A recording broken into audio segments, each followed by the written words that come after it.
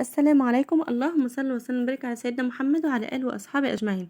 ازيكم يا احلى متابعين واحلى اخوات واحلى جمهور في الدنيا، بحبكم في الله. النهارده الفيديو بتاعي بقى جامد، حاجه كده من الاخر، شغل فاخر من الاخر. زي ما انتوا شايفين كده عامله لكم كوكتيل محشي. الكوكتيل بتاعي بقى تحفه زي ما انتوا شايفين كده، عامله محشي وعامله فراخ. حاجه كده تحفه، ضرب نار. شويه ورق عنب بقى يستاهلوا بقكم.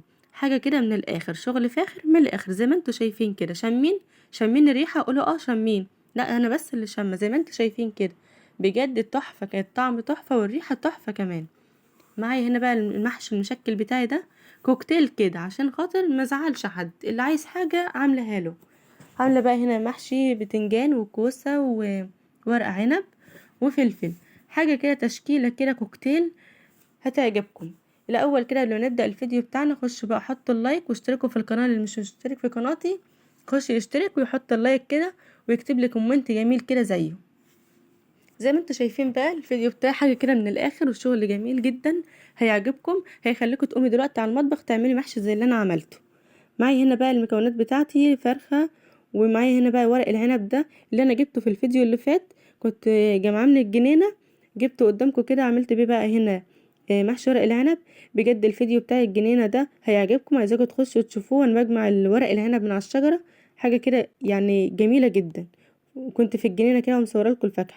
معايا هنا بقى دلوقتي فلفل وبتنجان وكوسه، ومعايا هنا الرز كنت غسلاه ونقعاه، والصلصه طبعا بتاعت المحشي والخضره والفرخه طبعا. دلوقتي بقى هركن بقى كل الحاجات دي في جنب عشان نبدا بقى نشتغل في الفيديو بتاعنا. زي ما انتوا شايفين كده حاجه كده من الاخر يعني. لو انتوا لسه مكملين معايا لحد دلوقتي حطوا لي اللايك. يلا بينا بقى نبدا الشغل الجامد. هجيب كده حله عشان خاطر دي الصلصه بتاعتي. الاول كده هجيب حله بقى عشان خاطر ابدا اشوح الرز مع الصلصه. انا بحب اديله تشويحه كده الاول على البوتاجاز عشان خاطر لما اجي الف المحشي واسويه يستوي معايا كله زي بعض. التركية دي بتفرق معايا في المحشي للجماعة اللي هم ما بيعرفوش يسووا المحشي كده والرز ني من اول مرة كده، زي حالتي طبعا. يعملوا التركية دي، يشوحوا الرز مع الصلصة ويسووه نص سوا كده.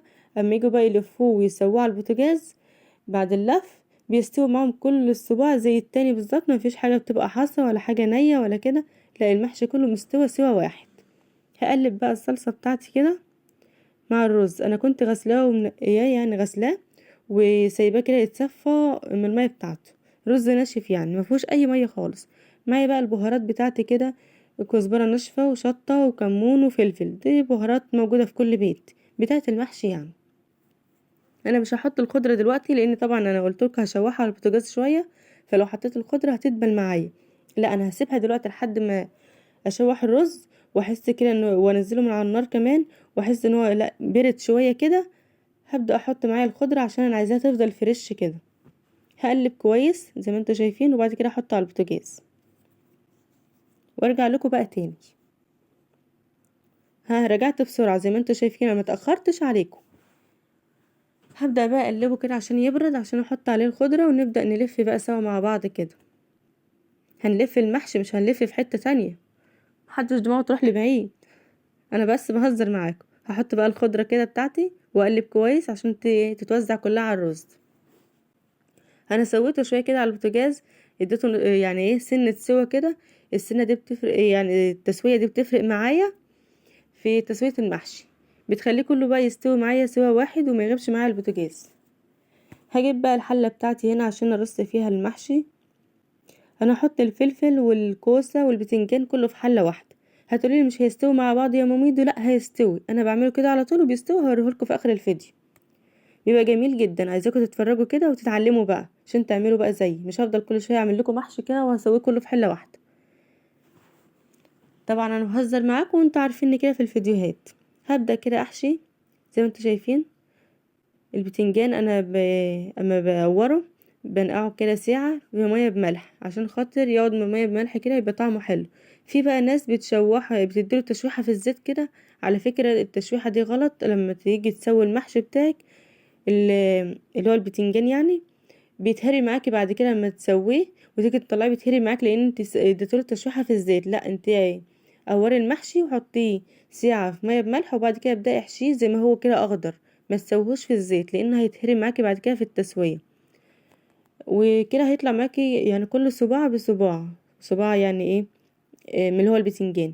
معايا برضو الكوسه كده، انا جايباها الحجم ده يبقى ظريف جدا في المحشي. ما بحبش بقى اجيب اللي هي الكوسه الكبيره او الاحجام الكبيره، بتبقى شكلها مش حلو. دي بتبقى جميله كده وشكلها ظريف، والصباع كده شكله حلو، حاجه يعني ايه محندقه كده زي ما انتوا شايفين كده. هبدأ بقى ان انا ايه، احشي كل المحشي اللي معايا. والفلفل كمان انا ما بدلهوش تسويه يعني تشويحه في الزيت، لا بسيبه برضو زي ما هو اخضر كده، لان طبعا انا لما بديله تشويحه في الزيت يعني بسويه، لما اجي بقى اسويه تاني بالرز بيتهري معايا بعد كده.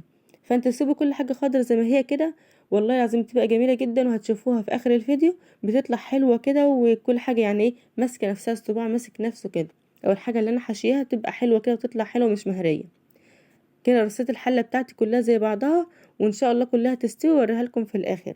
بسويها كلها بس يعني ايه، لما المحشي بيستوي معايا ويشرب ميته بجيب كده كيس من بتوع التخزين، كيس ابيض نضيف كده، واحط على وش الحله، واغطي عليه واسيبه. كله بقى بياخد من بعضه، كله بيستوي كويس وبيعرق كده، وكله بيستوي حلو. معايا بقى ورق العنب كده زي ما انتوا شايفين. هركن بقى المحشي التاني على جنب واشتغل بقى في ورق العنب. ورق جميل واخضر وحلو كده، جميل جدا، انا كنت اطفال لسه من على الشجره. هجيب هنا حله ميه عشان اغلي بقى ورق العنب، هديله سلقه كده عشان خاطر ابدا الف فيه. مش هخليه يغيب في الميه، انا هطلعه على طول تقليبه كده واطلعه على طول عشان خاطر ما يتهرش مني وانا بلفه.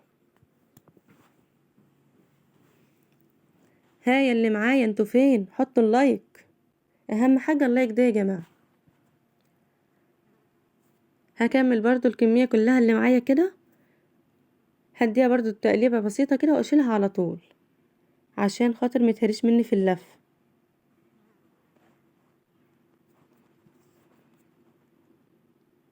انا طفيت البوتاجاز مع اني لسه معايا ورق عنب، بس الميه سخنه هتسلق لي شويه التانيين دولت، مش محتاجه ان انا اولع البوتاجاز عليهم. هشيل بقى على طول كده، ونبدا نشتغل مع بعض بقى في ورق العنب.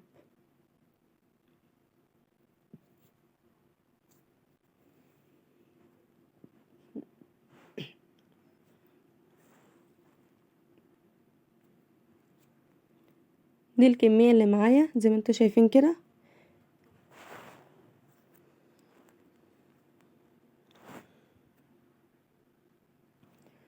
هاجي بقى هنا اسوي المحشي بتاعي عشان خاطر اخلصه كده واركنه على جنب عشان خاطر ما اسحمش نفسي على البوتاجاز. هجيب بقى هنا ايه، هحط عليه شويه ملح، وعندي شوربه هحطها عليه. انا كان عندي شوربه في الفريزر كده طلعتها تفك، وهسويه بالشوربه دي. انا مش هحط له ميه كتير، انا بس مقدار الميه ده كفايه، او مقدار الشوربه ده كفايه كده، ده اللي هيسوي معايا المحشي عشان خاطر ما يطلعش معجن معايا. ناخدوا بالنا ان انا سايبه كل حاجه طريه وخضره كده، يعني هي تنزل ميتها على الكوسه والبتنجان والفلفل. فدي كده يعني مقدار الميه ده مناسب جدا ليسوي معايا المحشي عشان خاطر ما يعجنش معانا.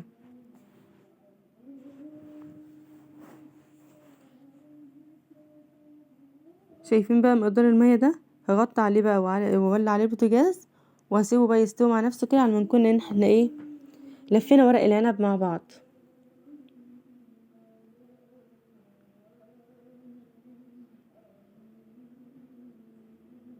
هجيب معايا حله كده وابدا بقى الف ورق العنب. هقلبه حلو كده بقى عشان ابدا الف زي ما انتوا شايفين.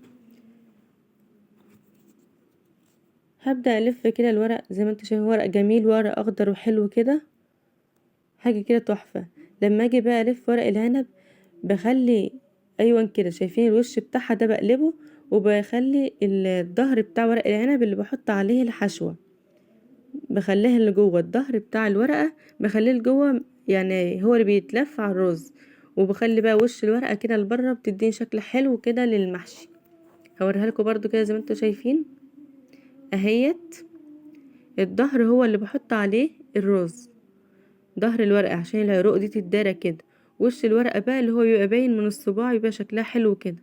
هبدأ ارص الحلة بتاعتي كده كلها، هعمل لكم كمان واحدة عشان تشوفوها، عشان بقى البنات اللي لسه بيشوفوا بقى الفيديوهات كده بتاعة الطبخ ولسه بيتعلموا يعرفوا دي تركية حلوة كده تخلي شكل الورق العنب حلو.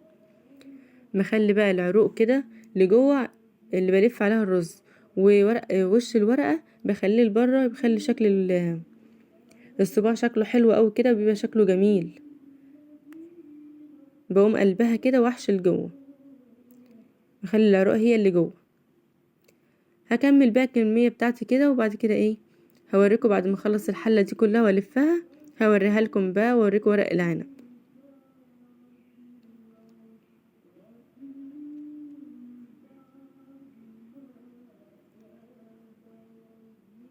ده بقى شكل العنب بتاعي. هكمل الحلة كلها وارجع لكم تاني. انا هنا كنت بقى بعمل الشوربة اللي هسلق فيها الفرخة. معايا هنا طماطم وبصل وفلفل وتوم وحبهان وفلفل اسمر ورق لورا، هحطهم كده في حلة، وبصل طبعا عشان خاطر ابدا اعمل الشوربة للفرخة واسلقها فيها.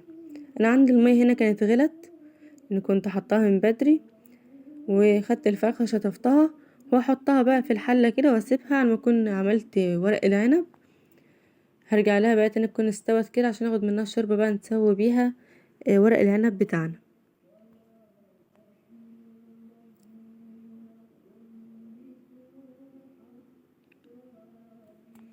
ها، مين اللي لسه معايا دلوقتي؟ اللي لسه معايا في الفيديو يرفع ايده. بجد ما بهزر معاكم. خلصت كده الورق العنب بتاعي، هحط له بقى شويه ملح. معايا هنا ليمونه. الليمونه دي بقى بتفرق في الطعم بتاع ورق العنب، بتخليه جميل جدا وبتديله طعم المزازه كده اللي فيه، بيبقى جميل جدا. عايزاكم تجربوا بقى ورق العنب وتحط عليه ليمونه كده، بتديله طعم جميل جدا، هيفرق معاكم في الطعم 180 درجه. معايا هنا بقى شويه الشوربه بتاعتي كانوا فاضلين معايا في الفريزر، طلعتهم برضو، قلت اعمل بيهم بقى اسوي بيهم بقيه ورق العنب. اهو مثلا هزوده بس حاجه بسيطه كده زي ما انتوا شايفين. الليمونه دي بتخلي طعم الورق العنب تحفه تحفه تحفه، عايزاكم تجربوها كده.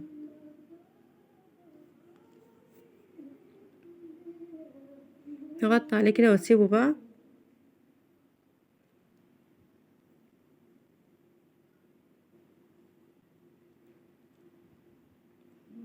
ده بقى الفيديو بتاعي، وصلنا للاخر كده زي ما انتوا شايفين.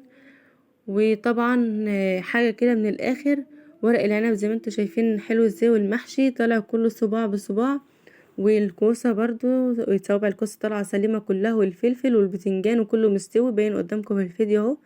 يعني حاجه من الاخر كده بجد، يعني كان فيديو جامد، والمحشي كان جامد وكان طعمه حلو قوي، وورق العنب بالليمون ده ملهوش حل، حاجه خطيره بجد، عايزاكم تجربوها. ويا رب يكون الفيديو بتاعي عجبكم. ما تنسوش بقى تحطوا اللايك اللي لسه مكمل معايا، يحط لي لايك ويكتب لي كومنت جميل كده منه يشجعني فيه. وطبعا يا رب يكون الفيديوهات بتاعتي بتعجبكم. ما تنسوش بقى تعملوا لايك واشتراك في القناة عشان يوصلكم مني كل جديد. اشوفكم على خير.